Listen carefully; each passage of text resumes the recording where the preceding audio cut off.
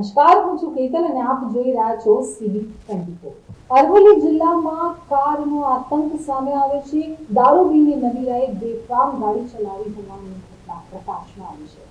અરવલ્લી જિલ્લામાં ધનસુરાના રમાણામાં દારૂ પીધેલા ઈસમનો આતંક સામે આવ્યો છે। દારૂ પીધેલી હાલતમાં ફોર્ચ્યુનર કાર ચાલકે સ્થાનિક લોકો ઉપર કાર ચઢાવી હતી। સમી સાંજે બનેલી આ ઘટનાના સીસીટીવી ફૂટેજ પણ સામે આવ્યા છે। પૂર ઝડપે કાર હંકારી બાઇકો અડફેટમાં લીધી હતી।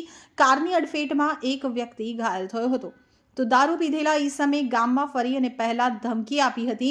ધનસુરા પોલીસે કાર્યવાહી હાથ ધરી છે। અરવલ્લી જિલ્લામાં કારના રફતારનો આતંક જોવા મળ્યો છે। ઘટના ધનસુરા તાલુકાના રમાણા ગામની છે।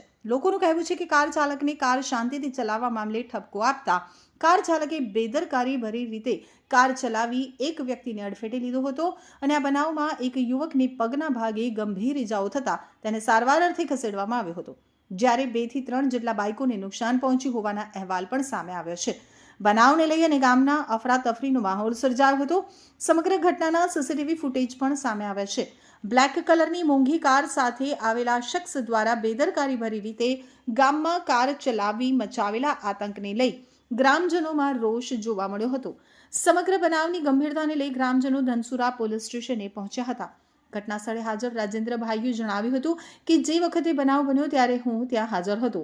હું બસ સ્ટેન્ડ મુકામ ઉપર બેઠેલો હતો ત્યારે ધનસુરા બાજુથી ફોર્ચ્યુનર બ્લેક કલરની આવી 777 નંબરની આટલી સ્પીડમાં આવી કે તેણે બૂમ પાડીને કહ્યું કે ધીરે ધીરે આવ, તો એણે ગાડી રિવર્સ કરી અને એટલે અમે બૂમ પાડી તે ઉતરીને આવ્યો અને અમે સામા ગયા તો તેણે ગાળાગાળી ચાલુ કરી અને ઝઘડો થતાં બીજા લોકો પણ આવી ગયા। ત્યારબાદ ગાડી ચાલક ધમકી આપીને ગયો અને કહ્યું કે હવે હું તમને ઉડાવી દઈશ અને કાર ચાલક દારૂ પીધેલી હાલતમાં હતો। સ્કૂલ આગળ જઈ અને ગાડી પાછી વળાવી અને લોકોને ઉડાવી દેવાની ધમકી આપીને જ્યાં બધા ઊભા હતા તેમની ઉપર ગાડી ચડાવી દીધી અને બાજુમાં પાર્ક કરેલા બાઇક ઉપર પણ ગાડી ચડાવી દીધી હતી। અમને મારી નાખવાના ઈરાદાથી ગાડી ચડાવી હતી। મારું નામ ભરવાડ સતી છે, ગામ રમાણા। સાંજના ટાઈમે દૂધ ભરવાના ટાઈમે ધનસુરા બાજુથી ફોર્ચ્યુનર ગાડી આવી ઓવર સ્પીડમાં। બસ સ્ટેન્ડ આવીને બધા પબ્લિક બહુ હતી તો એને બધાને અડે ના અડે એવું કરી નાખ્યું। એટલે ગામના 2-4 જણોએ કીધું કે ભાઈ તું શાંતિ જા એમ કરીને થોડોક ઠપકો આપ્યો। એટલે એને શું કહેવાય કે કીધું કે ભાઈ તમે કોણ છો મને ઠપકો આપવા વાળા એમ। રમણાના ભરવાડોને તો હું મચડી નાખવાનો છે એવી ધાક ધમકી આલીને જતો રહ્યો।